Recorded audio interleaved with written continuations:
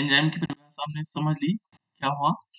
Enzyme उच्च अणुभार वाले जो नाइट्रोजन युक्त जटिल यौगिक होते हैं, है ना? इनको हम प्रोटीन भी कह सकते हैं, ये प्रोटीन भी होते हैं, ठीक है ना? और ये जैव कोशिकाओं में बनते हैं। अतः इन्हें क्या कहा जाता है? जैव उत्प्रेरक कहा जाता है। तो ये हमने पढ़ लिया था कि किस प्रकार से हम इसे जैव उत्प्रेरक भी कह सकते हैं। तो दो चीजें हैं, एक आपके पास आ सकता है कि जैव उत्प्रेरक किसे कहा जाता है ना? तो जैव उत्प्रेरक भी यही होगा। नेक्स्ट है बेटा, इसमें यहाँ पर है, देखो, रासायनिक अभिक्रियाओं का एंजाइमों द्वारा उत्प्रेरण। जो रासायनिक अभिक्रियाएं हैं उनके उनका जो है एंजाइमों के द्वारा उत्प्रेरण, जो एंजाइम्स होते हैं उनके द्वारा उत्प्रेरण। एक मिनट है।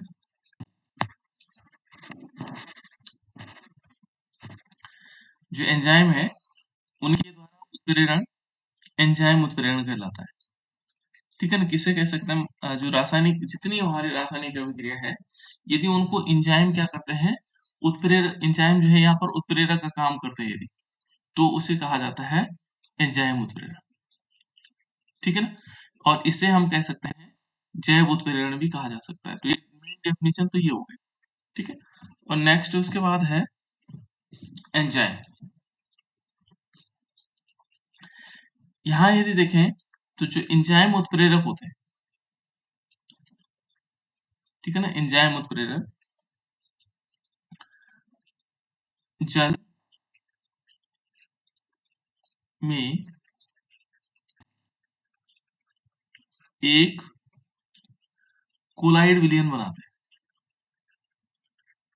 अभी बताएंगे हम कोलाइड विलयन किसे कह सकते हैं, ठीक है ना?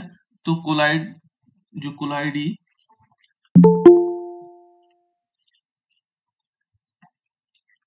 ठीक है ना, कोलाइडी विलयन बनाते हैं,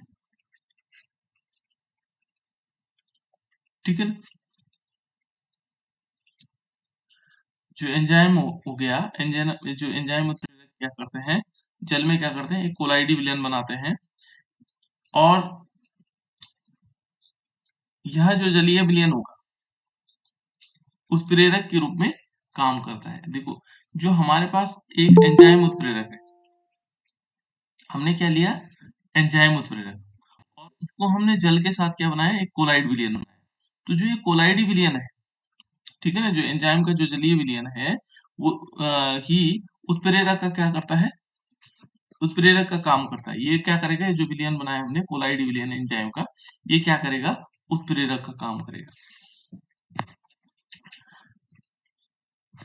नेक्स्ट इसमें यदि देखें, एक और है, जो एंजाइम उत्प्रेरक होते हैं बेटा, ये कुछ पॉइंट्स हैं इसके। जो एंजाइम उत्प्रेरक प्रभावी उत्प्रेरक होते हैं, ठीक है ना? तो इसको हम लिख सकते हैं कि जो एंजाइम, जो जितने भी एंजाइम उत्प्रेरक हैं, एंजाइम उत्प्रेरक क्या कहलाते हैं, प्रभावी, इसको कह सकते हैं हम प्रभावी उत्प्रेरक होते हैं, ठीक है ना? ये प्रभावी उत्प्रेरक होते हैं,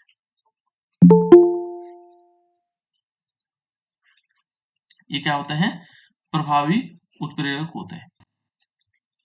तो इस प्रकार से हम कह सकते हैं कि ये अलग अलग प्रकार के एंजाइम जो हैं, किस प्रकार से उत्प्रेरक का काम करते हैं, ठीक है ना? तो ये अलग अलग चीजें हैं उत्प्रेरक के बारे में, और कुछ उदाहरण है। देखो, जो जहां पर एंजाइम क्या करते हैं, उत्प्रेरक का काम करते हैं, जैसे हमारे पास है एक ग्लूकोज या सुक्रोज लेते हैं। सुक्रोज का फॉर्मूला क्या होता है बेटा, सुक्रोज का कोई बता सकता है? सुक्रोज, सुक्रोज का फॉर्मूला बता सकता है? C12H22O11। बिल्कुल, C12H22 और O11, ये हमारे पास है सुक्रोज। इसको कहा जाता है बेटा सुक्रोज, या शुगर भी कह सकते हैं, है ना? तो यहाँ पर हम इसको सुक्रोज, सुक्रोज स भी लिखते हैं, इसको ज भी लिखते हैं, है ना? सुक्रोज। तो इसमें क्या करेंगे, यहाँ पर हम करेंगे इसका जल अपघटन करवाएंगे। देखो, जल अपघटन किसके साथ होगा, H2O के साथ। और जब इसका जल अपघटन होगा तो यहाँ पर हम एक एंजाइम उत्प्रेरक लेंगे, यहाँ पर लेंगे एंजाइम उत्प्रेरक। तो एंजाइम उत्प्रेरक क्या होता है? एंजाइम उत्प्रेरक यहाँ पर होता है बेटा इन्वर्टेज। क्या होता है? इन्वर्टेज। याद रखना पड़ेगा आपको, ये एंजाइम उत्प्रेरक है इन्वर्टेज। ठीक है ना? इन्वर्टेज होगा और इस इन्वर्टेज की उपस्थिति में क्या कर देगा? ये बना देगा C6H12 और O6। ये क्या बना? क्या बना बेटा ये? ग्लूकोज। ग्लूकोज। और ये क्या बना? फ्रक्टोज। कैसे पता लगा ये फ्रक्टोज है, ये ग्लूकोज है? किसी को मालूम है कैसे मालूम हुआ कि ग्लूकोज है फ्रक्टोज है? सर अलग अलग ग्रुप से सर, एल्डिहाइड और कीटोन। बिल्कुल राइट। ठीक है ना बेटा? ग्लूकोज में कौन सा ग्रुप है? एल्डिहाइड। बिल्कुल ध्यान ये रखना है कि जो ग्लूकोज होगा उसमें एल्डिहाइड ग्रुप होगा, जो फ्रक्टोज होगा उसमें कीटोन ग्रुप होगा। ठीक है ना? तो यहाँ पर यदि जो ग्लूकोज है, ये ग्लूकोज हमारे पास है, इस ग्लूकोज को, इसमें ग्लूकोज में क्या होगा? Aldehyde group. और इस फ्रक्टोज में क्या होगा? इसमें हो जाएगा, क्या होगा? Ketone group. ठीक है ना? तो यहाँ इस प्रकार से देखो बेटा, ये इसने क्या किया कि जो हमारे पास क्या है, सुक्रोज है, सुक्रोज के साथ जल के साथ अभिक्रिया करके उसने क्या बना दिया? ग्लूकोज बनाया और साथ साथ में फ्रक्टोज बनाया, दो चीजों का निर्माण किया। ये इस प्रकार से क्या माना जाता है? इसको कह सकते हैं हम शर्करा का प्रतिपद। ठीक है ना? इन्वर्जन, यानी कि एक इन्वर्टेज क्या है यहाँ पर? एक एंजाइम। नेक्स्ट है बेटा, देखो यदि हम ग्लूकोज का देखेंगे तो ग्लूकोज भी क्या होता है? जो हमारे पास ग्लूकोज होगा, ग्लूकोज को हम परिवर्तन कर देंगे किसमें? ग्लूकोज का किसमें होता है? ग्लूकोज का जो परिवर्तन होता है, ग्लूकोज से हमें बनता है अल्कोहल, यानी कि C2H5OH, एथेनॉल। ठीक है ना? में परिवर्तन, यानी कि ग्लूकोज से हम क्या करेंगे? एथेनॉल में परिवर्तन कर सकते हैं। ग्लूकोज से एथेनॉल में परिवर्तन हो सकता है। कैसे? इसमें से हम जब ग्लूकोज को लेंगे, ग्लूकोज का फॉर्मूला है C6H12O6।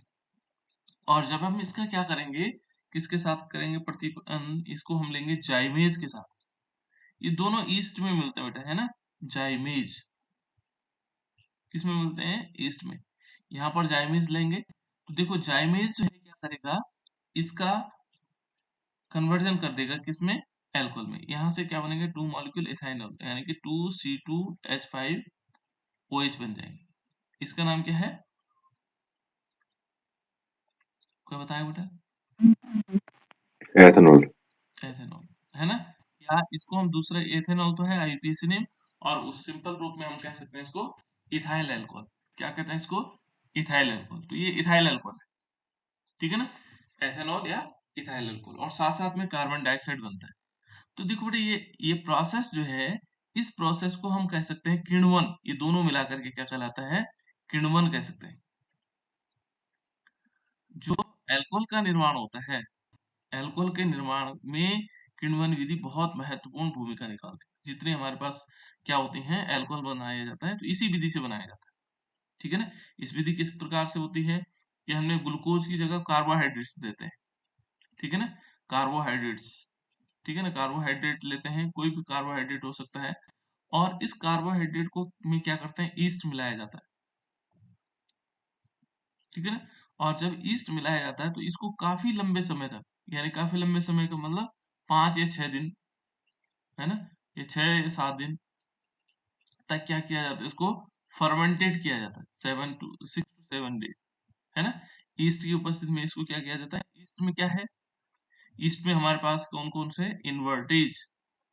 क्या है? इन्वर्टेज। एक तो इन्वर्टेज है और दूसरा जाइमेज है।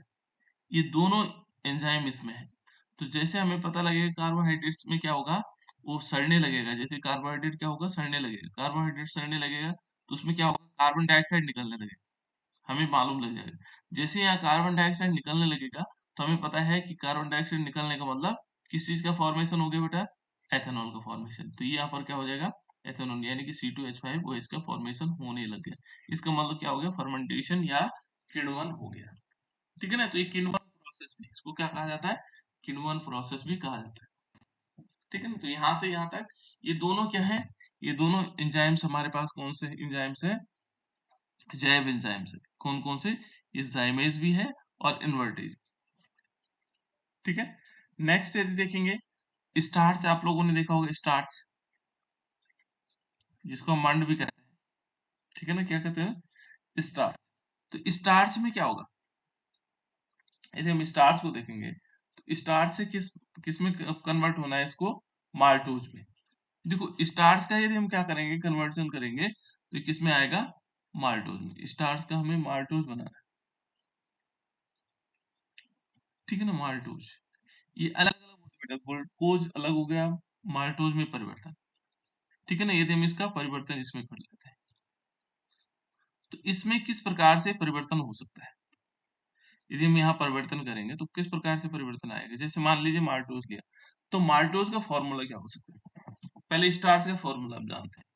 स्टार्च में क्या होता है बेटा, नंबर ऑफ मॉलिक्यूल्स क्या होंगे, एन हो जाएंगे। ठीक है, नंबर ऑफ मॉलिक्यूल्स क्या हो जाएंगे, एन हो जाएंगे। कैसे, जैसे मान लीजिए हमने लिया सी, सॉरी,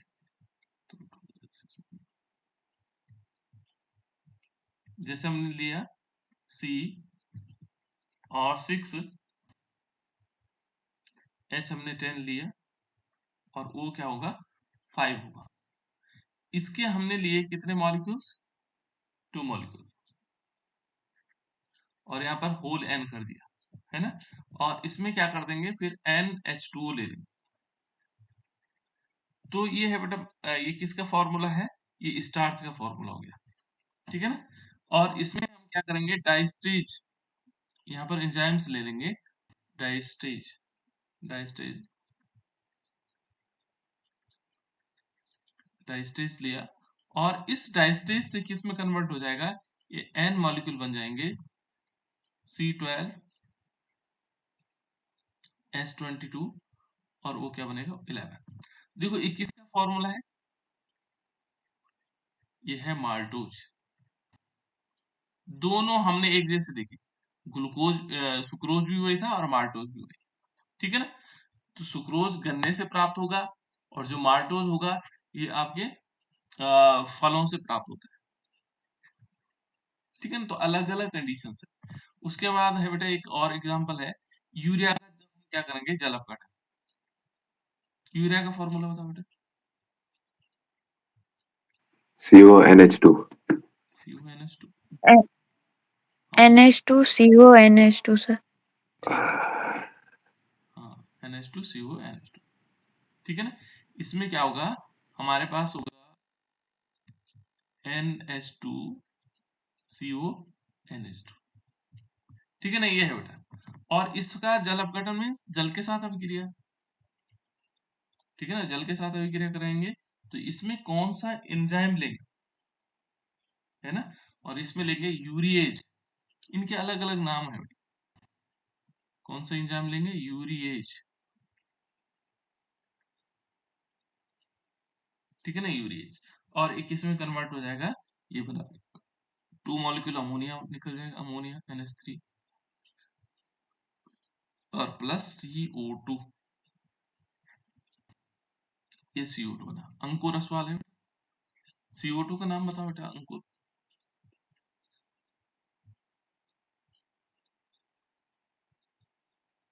बताओ अंकुर। उसके बाद है बेटा आमाशय में, जल्दी बताओ CO2 का नाम, छूट के चले गए, राहुल है बेटा, राहुल, CO2 का नाम बताओ। सिंपल चीजें इसलिए पूछ रहा हूँ ताकि आप जग रहे हैं कि नहीं जग रहे। CO2 का नाम, ये है बेटा कार्बन डाइऑक्साइड। ठीक है ना, इसको बोलेंगे कार्बन और डाइऑक्साइड। देखो आमाशय में क्या होता है, आमाशय में जो प्रोटीन होता है, प्रोटीन को तो आप लोग अच्छी तरह जानते हैं। ठीक है ना, और इसका भी डाइजेशन होता है। तो इस जो प्रोटीन होगा आमाशय में, वो क्या होगा, किसकी प्रेजेंस में, पेप्सिन के प्रेजेंस में, पेप्सिन की प्रेजेंस में, ये पेप्सिन है, इसकी प्रेजेंस में ये किस में कन्वर्ट हो जाता है, पेप्टाइड में। तो हम इसको क्यों बता रहे हैं, हम यहाँ पर बता रहे हैं एंजाइम्स, पेप्सिन एंजाइम्स, ठीक है ना। कौन से एंजाइम्स है? पेप्सिन, ठीक है ना। और देखो यदि हम प्रोटीन को ही लेते हैं और किस में लेते हैं? आंतों में, जो हमारे आंतें होती हैं, तो आंतों में क्या होता है? ठीक है ना, आंतों में हो गया हमारे पास प्रोटीन। यदि आंतों में चले गया प्रोटीन, है ना, प्रोटीन आंतों में चले गया, ये तो अमाशय में चले गया, तो अमाशय में प्रोटीन के पेप्सिन की में पेप्टाइड में कन्वर्ट हो जाता है। और ये प्रोटीन क्या होता है आंतों में? यहाँ पर होता है ट्रिप्सिन, ये एंजाइम्स है। क्या है? ट्रिप्सिन। तो ट्रिप्सिन क्या करेगा? इसको किस में कन्वर्ट कर देगा? ये करेगा अमीनो अम्ल में। किस में कर देगा? अमीनो अम्ल में। ये अमीनो अम्ल, थोड़ी थोड़ी चीजें याद रखनी बेटे, है ना। तो इस टाइप से हमारे पास बहुत सारे ऐसे एंजाइम्स हैं जो क्या करते हैं? कन्वर्जन का काम करते हैं, ठीक है ना। वो कन्वर्ट कर देते हैं अलग अलग चीजों में। सर एमिनो एसिड का फॉर्मूला क्या होता है सर? अमीनो एसिड्स एक नहीं होता बेटा, ये बहुत सारे होते हैं। ये तो ग्रुप का नाम है अमीनो एसिड्स, है ना। अमीन से जो बने हुए एसिड्स होते हैं, अभी आगे बढ़ेंगे हम अमीनो एसिड्स, सारे के सारे अमीनो एसिड्स, है ना। तो ये ग्रुप है, ये एक अमीनो एसिड्स एक नहीं होता है, ये ग्रुप्स होता है पूरा, ठीक है ना। इसका पूरा चैप्टर है तुम्हारे पास अमीन्स में, जब हम आएंगे तो वहां पर अमीनो एसिड्स देख लेंगे, ठीक है ना, पूरा ग्रुप्स देख लेंगे। तो इस प्रकार से आ जाएगा। अब जैसे आप लोगों ने देखा होगा दूध से दही में परिवर्तित होने वाली प्रक्रिया, दूध से दही बनता है कि नहीं बनता है? किससे बनता है बेटे दूध से दही? लैक्टोबेलियस। हाँ, इसको बोलते हैं बेटा लैक्टोबैसिलस एंजाइम। किससे बनता है? लैक्टोबैसिलस, वैसिलस, ठीक है ना, वैसिलस या लैक्टोबैसिलियम, बैसिलियम भी कहते हैं उसको, बैसिलियम, ठीक है ना। और एंजाइम, ये हमारे पास एंजाइम्स हैं जिनके द्वारा क्या होता है? कन्वर्जन होता है, ठीक है ना। ये सारे के सारे। अब एंजाइम्स के कुछ लक्षण क्या क्या है? तो ये कुछ एंजाइम्स आप लोग याद रख लेना। मेनली जो है, एक तो हमारे पास जो सबसे ज्यादा एंजाइम्स पूछे जाते हैं वो है इन्वर्टेज, इन्वर्टेज, है ना। और एक है जाइमेज। ये दो इसलिए हैं क्योंकि किण्वन प्रोसेस हमारे पास है, किण्वन प्रोसेस के लिए हमें याद जरूरत की पड़ेगी इनकी, है ना। वैसे तो लगभग वो तीन चार और कर लीजिए, लेकिन एग्जाम्पल के रूप में हमारे पास एंजाइम उत्प्रेरण के लिए दो ही बहुत है ना, इन्वर्टेज और जाइमेज, ठीक है ना। इससे हम दिखा सकते हैं कि ये प्रोसेस हो रही है, ठीक है ना। फिर डायस्टेज रखना चाहो, यूरिएज रखना चाहो, पेप्सिन रखना चाहो, ट्रेप्सिन रखना चाहो, ये बहुत सारे एंजाइम्स हमारे पास, है ना। ये इस प्रकार से आ जाएंगे। उसके बाद देखो बेटा इसमें यहाँ पर है एंजाइम के कुछ लक्षण है। लक्षण क्या हो सकते हैं एंजाइम्स के? एंजाइम उत्प्रेरण के लक्षण क्या हो सकते हैं? किसके लक्षण है? एंजाइम, ठीक है ना। एंजाइम उत्प्रेरण, जो हमारे पास एंजाइम उत्प्रेरण होगा उसके क्या क्या लक्षण हो सकते हैं? तो एंजाइम उत्प्रेरण में सबसे बढ़िया क्या माना जाता है? क्या क्या हो सकता है बेटा इसका? सबसे पहले एक तो ये प्रभावी उत्प्रेरक होते हैं, इनको क्या माना जाता है? प्रभावी उत्प्रेरक,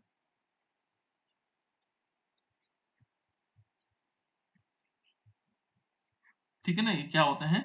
प्रभावी उत्प्रेरक होते हैं, ठीक है ना। ये प्रभावी रूप से क्या करते हैं? उत्प्रेरण का कार्य करते हैं, ठीक है ना।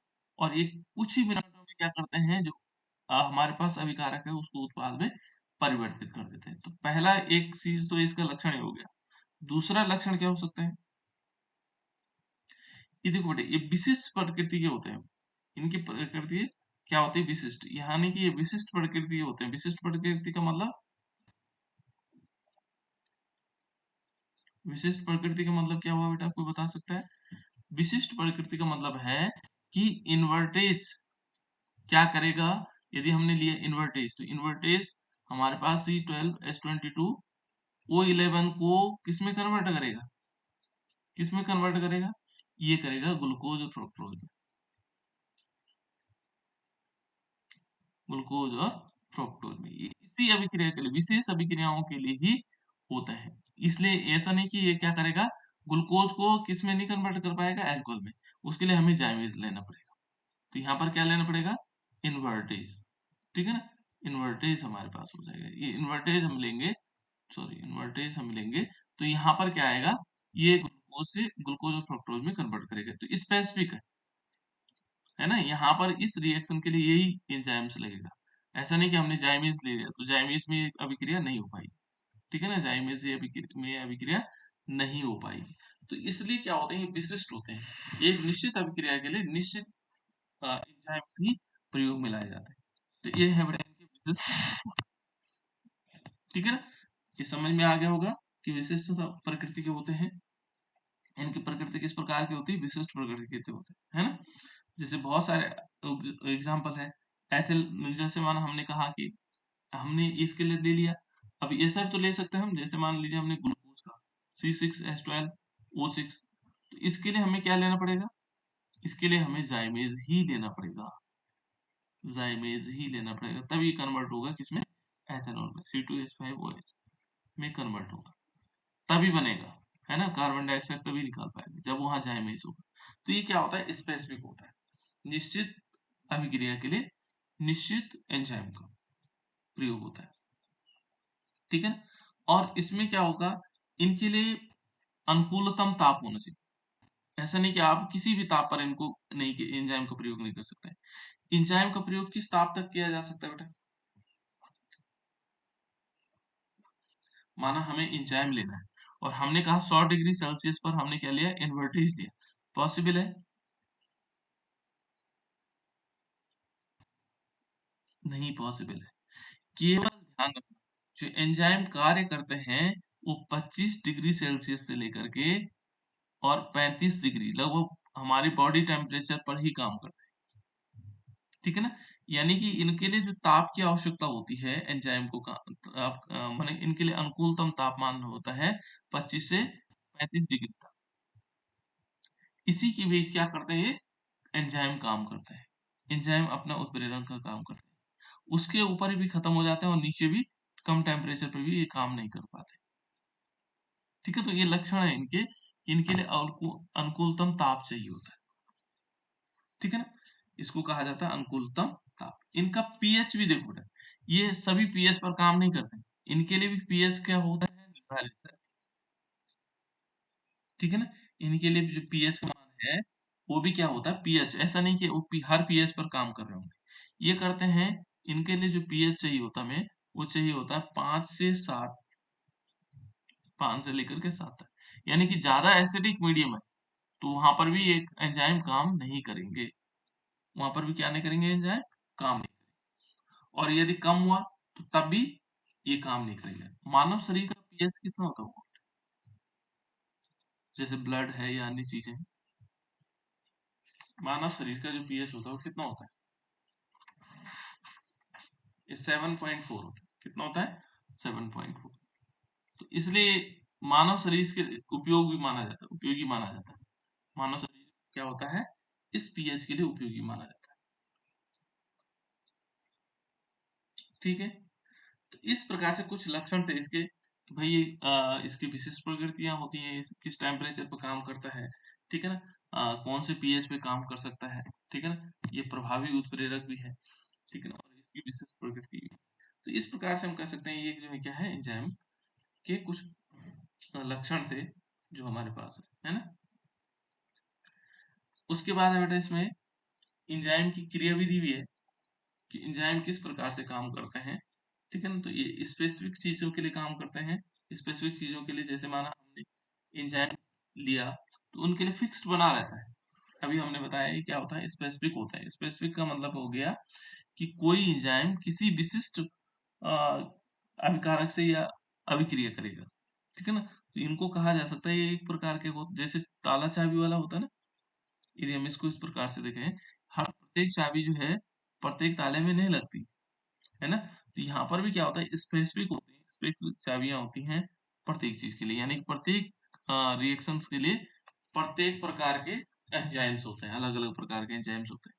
तो एंजाइम को इस रूप में भी दिखाया जाता है, जैसे चाबियां हम दिखा करके ऐसे करके, है ना, ऐसे दिखा दिया और फिर हमने क्या किया, यहाँ पर इस टाइप से कोई पदार्थ है, तो उसमें भी यही खासियत होनी चाहिए, ऐसे है ना, जहाँ पर फिट बैठ जाए, ठीक है ना। तो ये मैं बना नहीं पा रहा हूँ, तो वो क्या हो जाएगा, प्रभावी माना जाता है। ये इससे अभिक्रिया करेगा और इसको दो भागों में तोड़ देगा, जैसे इससे अभिक्रिया करेगा तो दो भाग में टूट जाता है इस टाइप से, ठीक है ना। तो इस प्रकार से एंजाइम काम करते हैं। चलो थोड़ी सी और आगे चलते हैं। देखो इसमें ये तो एंजाइम्स हो गया, उसके बाद नेक्स्ट पार्ट है बेटा आपके पास कोलाइड। ये कोलाइड बहुत इंपॉर्टेंट पार्ट है इसका, है ना, इससे ये क्वेश्चन टिप्पणी टाइप की जरूर पूछी जाती है ना, कोलाइड, ठीक है ना। कोलाइड्स क्या होता है बेटा,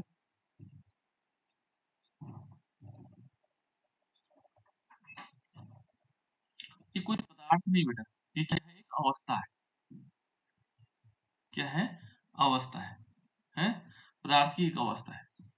कोलाइड क्या है, एक पदार्थ की अवस्था है, ठीक है ना। जो क्या होते हैं, कोलाइड एक अवस्था है ना, पदार्थ की अवस्था है, जो क्या करते हैं, उसके कणों के आकार पर निर्भर। कोलाइड एक क्या है, पदार्थ की अवस्था है, जो क्या होगा, जो कणों के आकार पर निर्भर करती है, कणों के आकार पर निर्भर करती है, आकार पर निर्भर करती है, ठीक है ना, ये निर्भर करती है, ठीक है ना बेटा। कोलाइड क्या है, पदार्थ की अवस्था है, ठीक है ना, पदार्थ की अवस्था जो क्या करती है, उस जो कणों के आकार पर निर्भर करती है। तो यहाँ कणों का आकार जो है मेन रखा जाता है, ठीक है ना। यहाँ देखो यदि इसमें देखेंगे तो इसको समझने के लिए हमें तीन विलयनों को रखना होगा। तीन प्रकार के विलयन होते हैं। विलयन यदि हम देखेंगे तो दो, इसके आधार पर तीन प्रकार के विलयन हो गए। एक तो विलयन होता है बेटा वास्तविक विलयन, ठीक है ना, ये हो गया वास्तविक विलयन, ठीक है ना, एक वास्तविक विलयन हो गया, ठीक है ना। और इस वास्तविक विलयन को हम ट्रू सॉल्यूशन कहते हैं। ट्रू सॉल्यूशन अंग्रेजी में कहते हैं ट्रू सॉल्यूशन। सॉल्यूशन को शॉर्ट में ऐसे लिख देते हैं SOLN, है ना, वैसे पूरा ही उस टाइप से होता है सॉल्यूशन, ठीक है। लेकिन केमिस्ट्री में आपको बहुत जगह ऐसे मिलेगा लिखा हुआ, है ना, ट्रू सॉल्यूशन। दूसरा यदि हम देखेंगे, दूसरा क्या होगा, निलंबन। दूसरा क्या होगा, निलंबन, जिसको अंग्रेजी में बोलते हैं सस्पेंशन। इसको क्या बोलते हैं बेटा, सस्पेंशन। दूसरा है सस्पेंशन, ये निलंबन हो गया। पहला जो है विलयन हो गया वास्तविक विलयन, दूसरा निलंबन हो गया, और तीसरा हमारे पास हो गया कोलाइड विलयन, ठीक है ना। इसको हम कोलाइडी सॉल्यूशन या कोलाइडी विलयन, है ना, इसको कहा जाता है कोलाइड। अंग्रेजी में भी इसको कोलाइडल बोला जाता है, कोलाइडल सॉल्यूशन। तो यहाँ पर तीन प्रकार के सॉल्यूशन, और ये तीनों क्या होते हैं, उनके आकार पर निर्भर करते हैं, ठीक है ना। उनके आकार के आधार पर इनको तीन भागों में बांटा गया, कणों के आकार के आधार पर, ठीक है ना। तो पहले हम देखते हैं ट्रू सॉल्यूशन यानी वास्तविक विलयन। जो हमारे पास वास्तविक विलयन है वो क्या हुआ, ठीक है ना, वास्तविक विलयन क्या हुआ। तो यहाँ पर यदि हम वास्तविक विलयन के बारे में थोड़ी बहुत जाने तो क्या हो सकता है, ये कैसा है, समांगी विलयन। पहला पॉइंट हो जाएगा इसका, ये कैसा है, समांगी। समांगी जानते हैं आप लोग, होमोजेनियस सॉल्यूशन। समांगी विलयन जानते हैं बेटा आप लोग। समांगी विलयन हो गया जिसमें क्या होगा, विलेय के कण, मान लीजिए जो विलेय है, विलेय और विलायक से बनता है ना, तो मान लीजिए विलायक है हमारे पास, पानी भरा हुआ है, ठीक है ना, और पानी में जो विलेय के कण हैं वो समान रूप से इसमें वितरित है, समान रूप से क्या है, वितरित है। ऐसे नहीं कि कोई कहीं ज्यादा है कोई कम है, ठीक है ना, तो उसको बोलते हैं बेटा समांगी विलयन, ठीक है ना। ये कैसा विलयन है, वास्तविक विलयन हमेशा समांगी विलयन होता है, ठीक है ना। और इनके जो कणों का आकार होता है, समांगी विलयन है, और दूसरा इसके क्या होगा, जो कणों का आकार, आकार, ये क्या होता है? इनके कणों का जो आकार होता है 1 नैनोमीटर से कम। यहाँ पर ये ध्यान रखना आपको कि जो 1 नैनोमीटर होगा, उससे कम होते हैं किसका आकार? वास्तविक विलयन का जो आकार होगा, उसके कणों का आकार होगा 1 नैनोमीटर से कम। ये ध्यान रखना होगा आपको, बहुत इंपॉर्टेंट पार्ट है, क्योंकि हम आकार पर बात कर रहे हैं, है ना? समांगी विलयन तो है ही, और दूसरा इसका आकार देखेंगे तो 1 नैनोमीटर से क्या होता है? कम होता है। ठीक है? और इसमें क्या होगा? जो विलयन में विलय के कण होंगे वो बहुत सूक्ष्म होंगे, है ना? यानी कि जो क्या होगा 1 नैनोमीटर से कम होंगे, ठीक है ना? उदाहरण के लिए हम इसका उदाहरण ले सकते हैं। जैसे हम ले सकते हैं, इसका एग्जाम्पल है, एग्जाम्पल क्या हो सकता है इसका? इसका एग्जाम्पल या उदाहरण हो सकता है NaCl का। NaCl जानते हैं आप लोग? NaCl को हम पानी में डाल देंगे तो जो विलयन हमें प्राप्त होगा, उसमें जैसे नमक को पानी में मिला दो तो आपको पता लगता है ये नमक के कण है? नहीं दिखाई देते, बिल्कुल बहुत छोटे होते हैं, ठीक है ना? या यूरिया, यूरिया का फॉर्मूला क्या होता है बेटा? यूरिया का फॉर्मूला क्या होता है? NH2CO NH2 हाँ, सही है ना? NH2CO NH2। इसका भी जब हम विलयन बनाएं, का विलयन, ठीक है ना? यूरिया को जब हम पानी में घोलेंगे तो उसका जो विलयन बनेगा, ये जो दोनों विलयन है ये उदाहरण है किसके? वास्तविक विलयन के। तीन बात क्लियर होगी। दूसरा यदि हम देखेंगे, दूसरा होता है बेटा इसमें निलंबन, जिसको हम सस्पेंशन कह रहे हैं, ठीक है ना? दूसरा क्या होता है? निलंबन। निलंबन भी क्या होता है? निलंबन को देखोगे तो ये विषमांगी है, इसका जो नेचर है वो कैसा है? विषमांगी। कैसा विलयन है बेटा? विषमांगी, हाइड्रोजेनियस। विषमांगी जानते हैं आप लोग? विषमांगी का मतलब क्या हुआ? मान लीजिए हमने कहा ये विलयन बनाए और इसमें क्या हुआ? ये पानी हमने इतने तक लिया, यहाँ पर विलय के कण ज्यादा है, विलय के कण ज्यादा है, ठीक है ना? ऐसे विलय के कण ज्यादा कर दिए, इकट्ठा कर दिए, और यहाँ क्या है? यहाँ कम है, एक आध है कहीं कहीं पर, बस ऐसे। तो इस प्रकार का जो विलयन होगा, ये क्या कहलाएगा? विषमांगी विलयन कहलाएगा। जैसे पानी में मिट्टी घोल दो, मिट्टी घोलेंगे तो थोड़ी देर में क्या होगा? विलय, जो मिट्टी के कण ज्यादा नीचे होंगे और ऊपर कहीं कोई एक आध कण ऊपर घूम रहा होगा, तो ठीक है। इस प्रकार का जो विलयन होगा वो विषमांगी होगा। निलंबन को हम कह सकते हैं ये विषमांगी सॉल्यूशन है, ये विषमांगी मिश्रण है, ठीक है ना? क्या है? विषमांगी मिश्रण हो जाएगा, ठीक है ना? जिसमें कण क्या होते हैं? जिसमें विलय के कण, छोटे छोटे कण, ठीक है ना? और जो विलायक के, विलायक में क्या होते हैं? परिक्षिप्त होते हैं। जो मान लीजिए हमने क्या लिया, जो एक विलय लिया और दूसरा विलायक, तो जो विलय के छोटे छोटे कण हैं वो विलायक में क्या है? पर इसको कह सकते हैं परिक्षिप्त। नया शब्द आ गया, इसको कहा जा सकता है डिस्पर्स, है ना? परिक्षिप्त है, ये परिक्षिप्त है इसमें।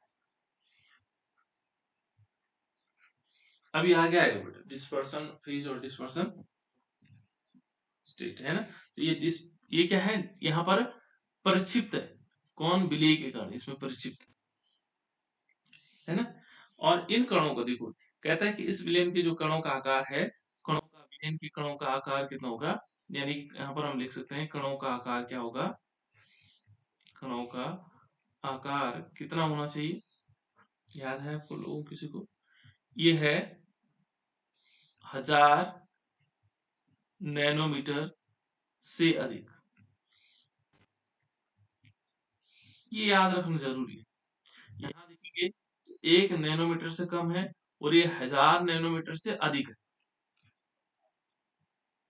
ठीक है ना? इनका जो आकार होता है 1000 नैनोमीटर से अधिक माना जाता है। और इन्हें हम क्या कर सकते हैं? यदि हम चाहें थोड़ी देर के लिए इन कणों का आकार इतना होता है, इन्हें आंखों से देख भी सकते हैं, इतने छोटे तो नहीं हो सकते हो, ठीक है। लेकिन कहीं कहीं पर क्या होता है, निलंबन में कुछ जिन्हें हम आंखों से नहीं देखा जा सकता है ना, ठीक है ना, नहीं देखा जा सकता। लेकिन अधिकांश अवस्था में इस प्रकार के जो कण बहुत बड़े होते हैं तो हम आसानी से उनको देख भी सकते हैं, ठीक है। लेकिन जब हम क्या करते हैं, कुछ समय बाद, जैसे माना हमने क्या किया, मिट्टी को हमने क्या किया, पानी में घोला, भले उसके कण दिखाई नहीं देते हैं, हमें मिट्टी का एहसास तो होता है, ठीक है ना, लेकिन उसके कण क्या नहीं होते, हमें दिखाई नहीं देते। जैसे माना ये देखो, मिट्टी को घुमा दिया हमने, है ना, तो वो क्या होता है, कुछ समय बाद क्या होता है, जो मिट्टी के कण होते हैं वो नीचे आ जाते हैं सारे, कुछ समय बाद। तो निलंबन ऐसा ऐसा हमारे पास विलयन है कि जिसमें विलय और विलय क्या हो सकते हैं, अलग अलग, यानी कि पहले तो समान रूप से वितरित होंगे, हमने घुमा दिया उसको एक साथ, फिर क्या होगा, कुछ समय बाद देखोगे तो मिट्टी के कण यहाँ नीचे आ जाएगी, लेयर बना देंगे पूरी, ठीक है ना, और ऊपर की तरफ क्या हो जाएगा, खाली हो जाएगा। तो जैसे चौक चौक भी बना सकते हैं, चौक का विलयन भी बना सकते हैं, है ना। तो पहले वो घूमते रहते हैं सारे, लगता है पूरी मिट्टी जैसे पानी हो गया, लेकिन कुछ समय तक रखो तो आप लोग देखेंगे सारे मिट्टी के कण नीचे और ऊपर पानी साफ हो। तो ये इस प्रकार का जो विलयन होगा वो क्या कहलाएगा, वो क्या कहलाएगा, वो निलंबन कहलाएगा। इसका उदाहरण भी हम ये लिख सकते हैं, ठीक है ना। पानी में क्या होगा, धूल के कण, हम इसको ऐसे लिख सकते हैं, पानी में मिट्टी के कण, कण या चौक,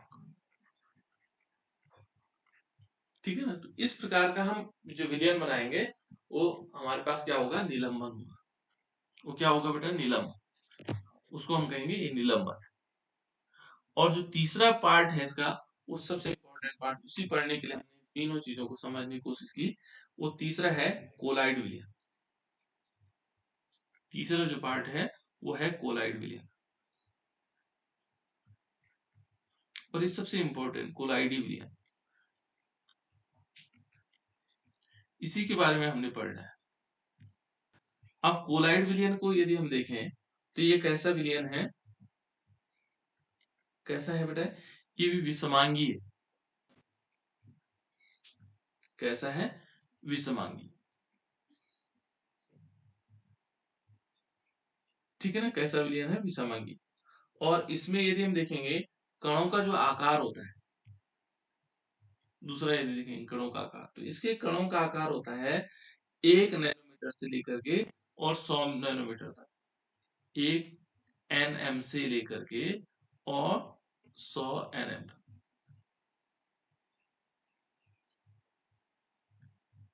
ठीक है। इसके जो कणों का आकार होगा, तो तीनों में डिफरेंस सबसे बड़ा है उनके कणों का आकार, ठीक है ना। और इसी के आधार पर उनका वर्गीकरण भी करते हैं, ठीक है ना। ये 3 प्रकार के होगा बेटा। तो इसी यहाँ पर ये देखो, इसमें क्या होगा, इसका जो कणों का आकार माना गया है 1 नैनोमीटर से लेकर के और 100 नैनोमीटर तक के आकार होंगे, वो कोलाइड विलयन के आकार, ठीक है ना। और इसको हम क्या कर सकते हैं, इसे भी यदि हम देखेंगे तो जो हम आंखों से, सिंपल आंखों से देखना चाहेंगे तो नहीं दिख रहे, इनको नहीं देखा जा सकता, ठीक है। ये अति सूक्ष्म होते हैं। और इसका उदाहरण क्या हो सकता है, उदाहरण बता सकते हो बेटा कोई, कोलाइड विलयन का उदाहरण है किसी के पास।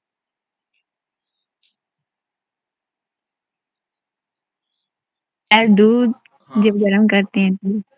नहीं गर्म नहीं बेटा, दूध अपने आप में सीधे हम दूध, दूध एक प्रकार का कोलाइड विलयन है। दूसरा गोंद, सर आप लोग, साबुन, गोंद, साबुन का झाग। गोंद भी है बेटा, गोंद, हाँ। साबुन को जब घोल लेंगे, झाग नहीं कहेंगे, साबुन को जब घोलेंगे तो घोलने के बाद जो विलयन हमें प्राप्त होगा, है ना, वो क्या कहलाएगा, वो कहलाएगा हमारे पास कोलाइड विलयन, ठीक है। तो यहाँ पर गोंद तो देखा होगा सबने, गोंद को देखा है, दूध को देखा है, ठीक है। तो इसमें क्या होता है, इसमें दो चीजें होती है,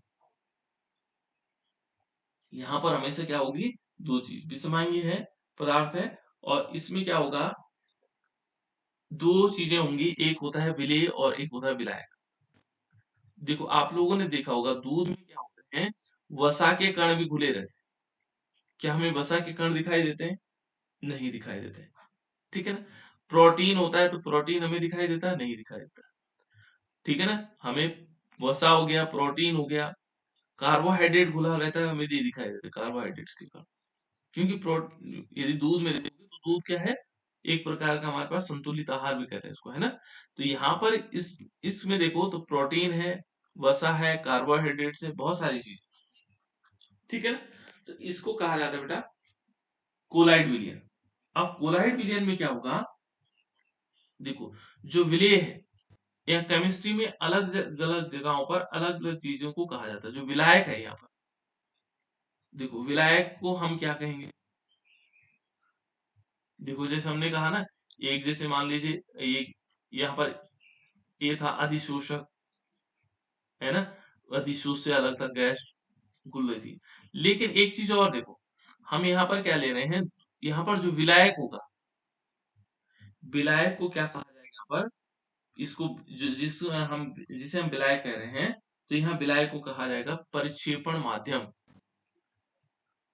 क्या कहेंगे, परिक्षेपण माध्यम। कोलाइड विलयन में क्या कहेंगे बेटा इसको, विलायक को क्या कहेंगे, परिक्षेपण माध्यम। और जो विलेय है, अब विलेय नहीं, विलेय को कहेंगे कोलाइड विलयन में प्रक्षिप्त प्रावस्था। याद रखना होगा, प्रक्षिप्त प्रावस्था, तभी ये समझ में आएगा। जो विलायक है उसको कहते हैं परिक्षेपण माध्यम, और जो विलेय है उसको क्या कहेंगे, प्रक्षिप्त प्रावस्था।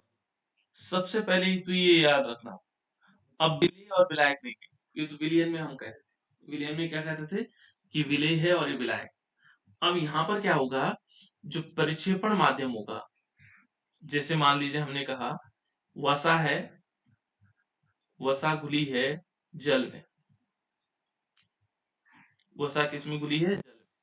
तो इसमें पहले बताओ मुझे, जल क्या है, परिक्षेपण माध्यम। बिल्कुल, जल यहाँ पर हो जाएगा परिक्षेपण माध्यम। क्या होगा, परिक्षेपण माध्यम। अब कुछ टाइम याद करने की दिक्कत होगी बेटा, लेकिन अब याद हो जाएगा आप लोगों को धीरे धीरे, है ना। परिक्षेपण माध्यम, इसका नाम क्या होगा, परिक्षिप्त प्रावस्था। इसको क्या बोलेंगे, परिक्षिप्त प्रावस्था।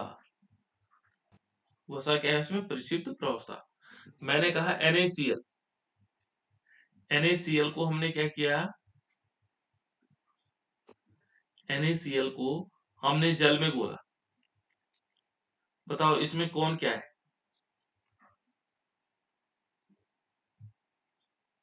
जल परिक्षेपण है सर, और वो NaCl परिक्षेपित है। इसको पूरा बोलेंगे बेटा, है ना, परिक्षेपण माध्यम। क्या होगा, परिक्षेपण माध्यम। और ये होगा परिक्षिप्त प्रावस्था, परिक्षिप्त प्रावस्था, ये हो जाएगा, है ना। तो इस प्रकार से बहुत सारी चीजें हैं कि हमने याद रखना है कौन शब्द क्या कहा जाएगा, है ना। प्रक्षेपण माध्यम कौन सा है, प्रक्षिप्त प्रावस्था कौन सी। अब इसी के आधार पर देखो कोलाइड विलयन समझ में आ गया। कोलाइड विलयन क्या है, कि जिन वो विलयन है ये विषमांगी है, और विषमांगी विलयन होने के साथ साथ विषमांगी विलयन है, और इसके कणों का आकार क्या है, 1 नैनोमीटर से लेकर के 100 नैनोमीटर के बीच होता है, ठीक है ना। यहाँ पर क्या होगा, जो जो हमारे पास विलेय है, विलेय को क्या कह रहा है, विलेय को कहा जाता है परिक्षिप्त प्रावस्था, सॉरी परिक्षिप्त प्रावस्था, और जो विलायक है उसको कहा जाता है परिक्षेपण माध्यम। विलायक को क्या कहा जाता है, परिक्षेपण माध्यम कहा जाता है, ठीक है ना। ये याद रखने के लिए हमारे पास है ना, परिक्षेपण माध्यम कहा जाता है। मेन इसका क्या है, इसके कणों का आकार है, ठीक है। अब इसके आधार पर यदि हम देखेंगे तो जो कोलाइडी विलयन है, कोलाइडी विलयनों का वर्गीकरण देखते हैं, कि कोलाइड विलयन कितने प्रकार के हो सकते हैं, ठीक है ना। इनके वर्गीकरण क्या होगा, कुछ मापदंड बनाए गए, ठीक है ना। वर्गीकरण का जो आधार है, पहले यदि हम देखेंगे जितने प्रकार के हमारे पास विलयन थे, विलयन आप लोगों ने देखे कितने प्रकार के होते विलयन, विलयन कितने प्रकार के होते हैं, 9 प्रकार के विलयन पढ़े थे हमने, कितने पढ़े थे, यस सर। जहां पर हमने ठोस को गैस में किया था, ठोस को द्रव में घोला था, ठोस को ठोस में घोला था, ये सारे के सारे 9 प्रकार के, ठीक है ना। और उसके लिए कुछ मापदंड बनाए गए इनके द्वारा। नंबर पहले क्या किया कि परिक्षिप्त प्रावस्था, याद रखना आपको, क्या रखना है, प्रक्षिप्त, सॉरी मैं अच्छी लिख रहा हूँ, परिक्षिप्त जो प्रावस्था है, परिक्षिप्त प्रावस्था दिमाग में आ गया क्या है, जो घुलने वाला है ना। और परिक्षेपण माध्यम, परिक्षेपण, सॉरी बना दिया, परिक्षेपण माध्यम, ठीक है ना। की भौतिक अवस्था, की भौतिक अवस्था के आधार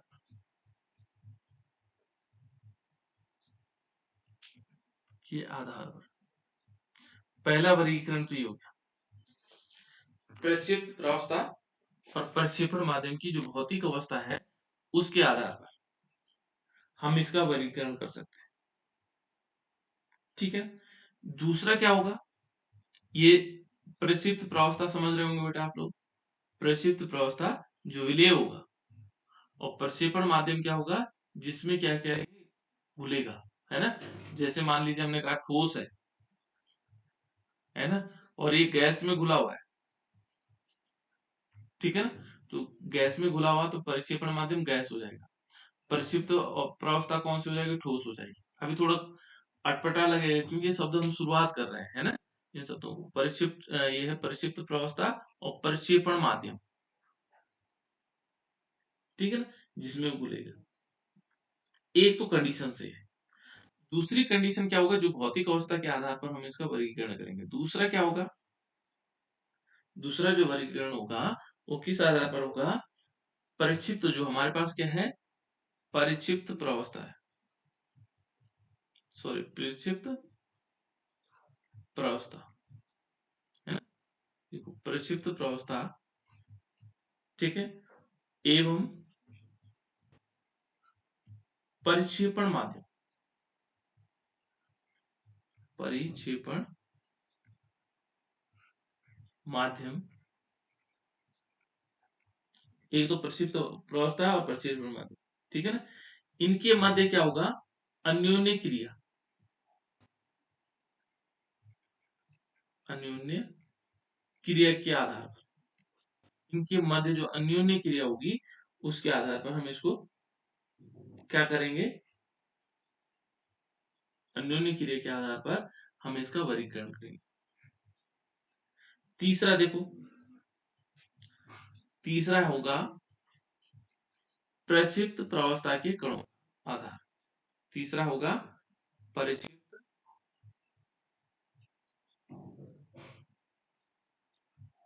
प्रावस्था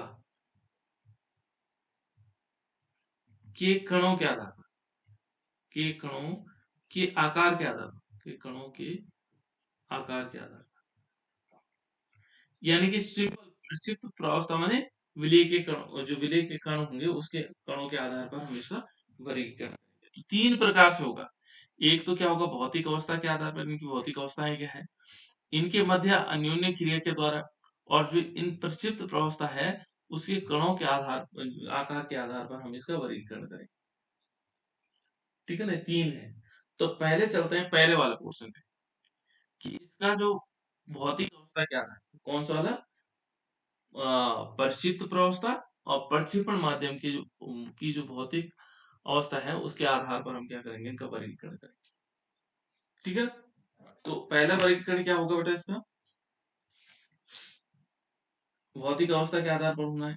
तो भौतिक अवस्थाएं क्या, मान लीजिए हमने कहा प्रक्षिप्त प्रस्ताव में जो प्रक्षिप्त प्रावस्था है और भौतिक अवस्था के आधार पर, तो भौतिक अवस्थाएं किस कौन कौन सी हो सकती है, एक होगी ठोस, दूसरी होगी कौन सी वाली,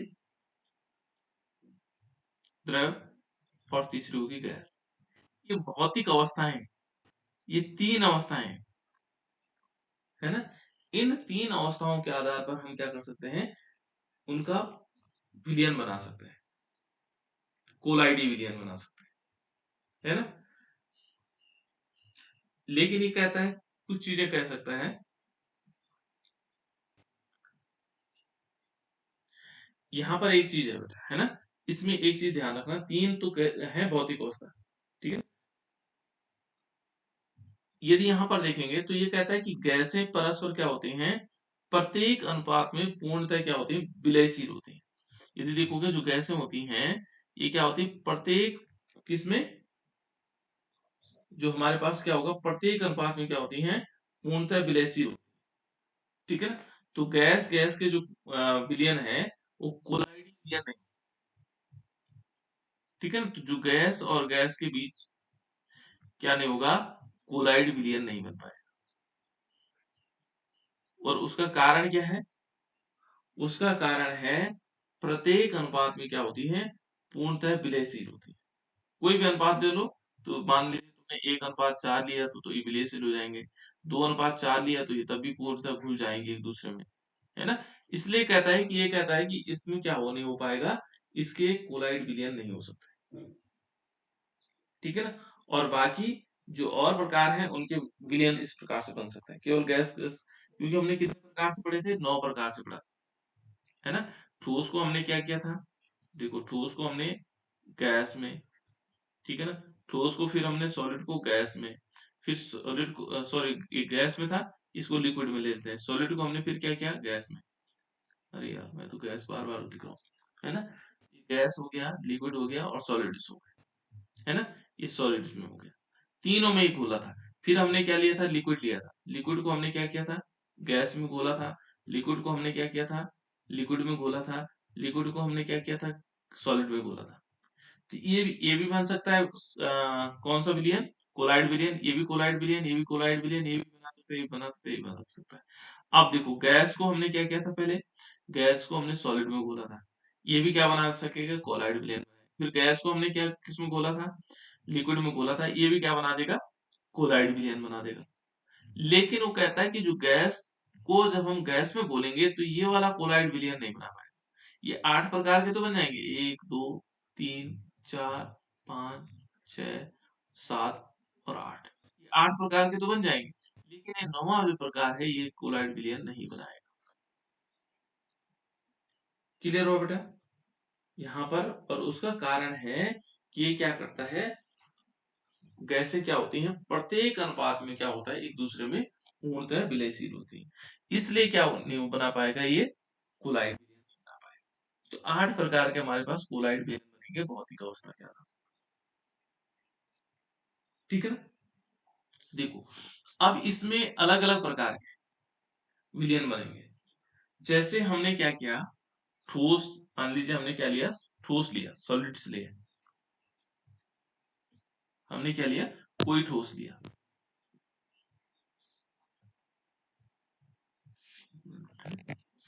मान लीजिए हमने क्या लिया, कोई ठोस लिया। सर 6 बज गए सर। अच्छा हाँ ठीक है, चलो बाकी कल कर लेंगे।